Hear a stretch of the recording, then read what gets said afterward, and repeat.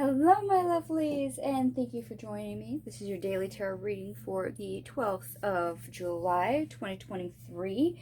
We'll once again be using the Mystical Cats Tarot for today's daily tarot reading. So let's jump right in.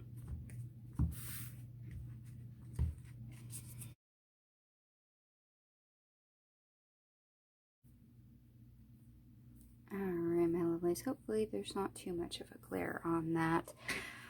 We have the Four of Swords, the Four of Wands, the Grace card, which is Temperance in this deck, the Two of Cups, the Chariot in the reverse, the Six of Cups, the Three of Swords, the Ten of Earth, the Queen of Wands in the reverse, the Two of Swords in the reverse, the Seven of Cups, the Page of Swords, the Nine of Wands, the Sun card, and the Floating Cat, which is the Hangman in this particular deck.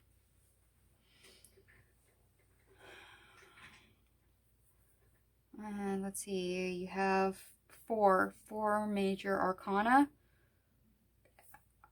And I'm just being drawn to that right now. Four major arcana, and we start out with the Four of Swords and the Four of Fire. So you might want to consider that as a 4-4-4 synchronicity. And we have one other that I will reveal to you at the end, I noticed.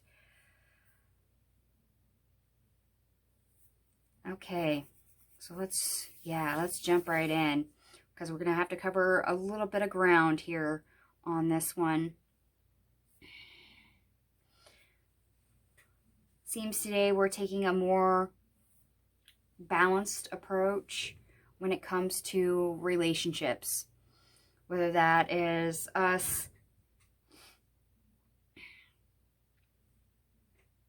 how do I want to put that, Spirit?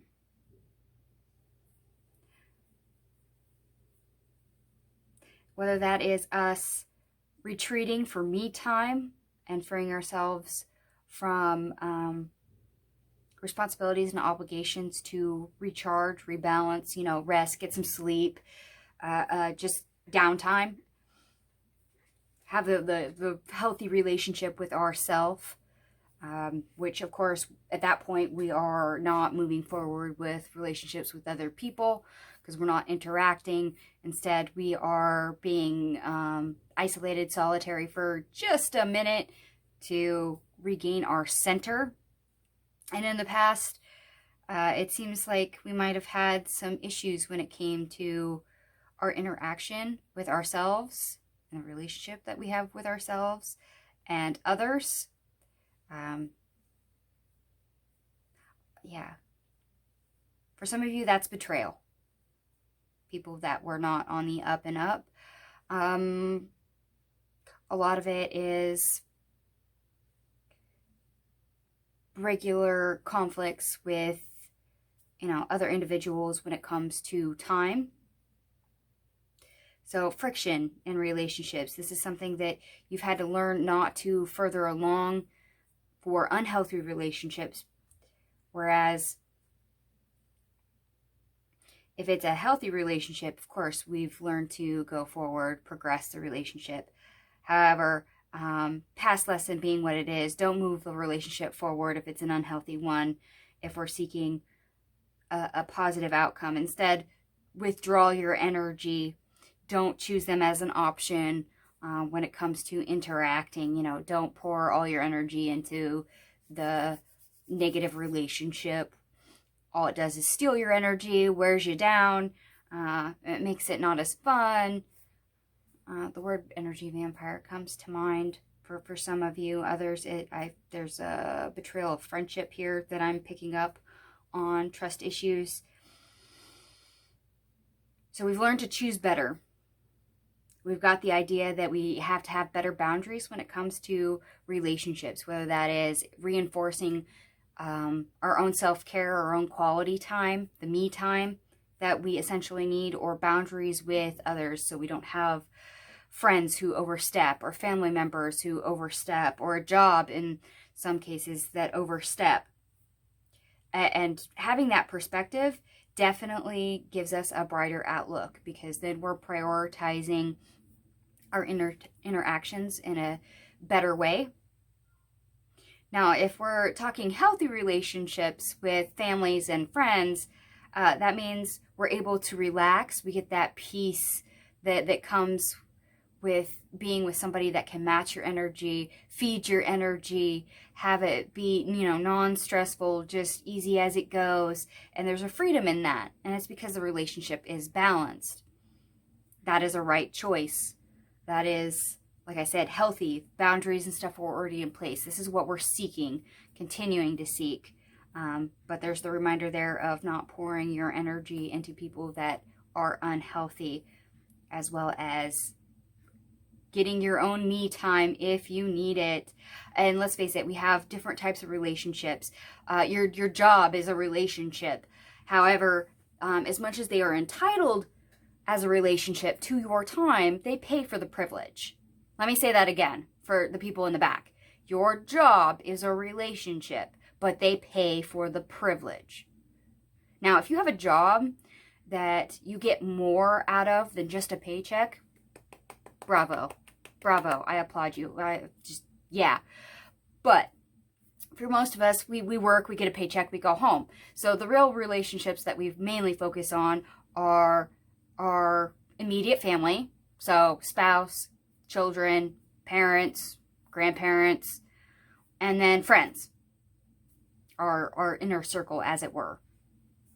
Now, children are always entitled to our time. Always. So for those of you that are out there that have a toddler at home, yes, you are a permanently exhausted pigeon. You are wore out. That is not a relationship that you need to get rid of. It's just one that you need to reinforce more me time. In other words, maybe let your spouse take the kid for a bit so you can have an hour to have a bubble bath. Or, give your kid to grandparents for a day and sleep in. Whatever you need. It's good. It's all hunky-dory.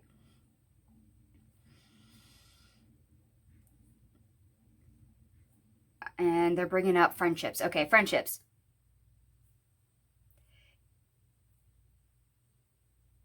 Don't pour into bad friendships. This is what you've been learning. Good boundaries. Okay. Remember to mind your boundaries. But when it comes to healthy relationships, you want to give your full time, attention, and focus to that person. And if you're balanced and you're good to go, all right. Great. Yeah, you can have fun.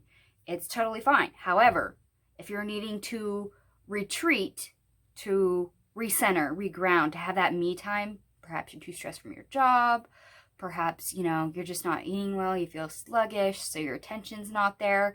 If it's a healthy relationship that you have with a friend, they'll understand when they call you up and be like, hey, I want to go to the movies and go have dinner. Let's go hang out. If you say that you've just worked 50 hours this week and you've had maybe 7 hours in the last 2 days of sleep, they're going to understand that that's a no-go, and they'll be okay with it because that's a healthy relationship. It's an equal give and take. Are they friends? Is it a mutual agreement that they're entitled to part of your time to maintain the relationship? Yes. But that comes with certain exceptions and boundaries already in play.